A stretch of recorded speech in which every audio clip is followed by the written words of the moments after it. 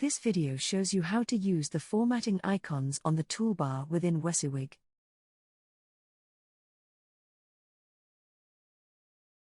Select Text and click on B for making text bold.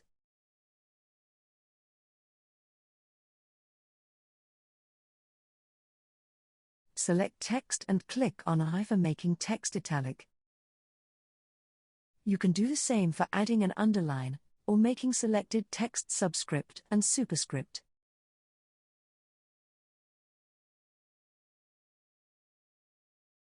Click on the Insert Symbol icon in the toolbar menu. Select a character from the list in the pop-up screen. The symbol will get inserted at cursor location.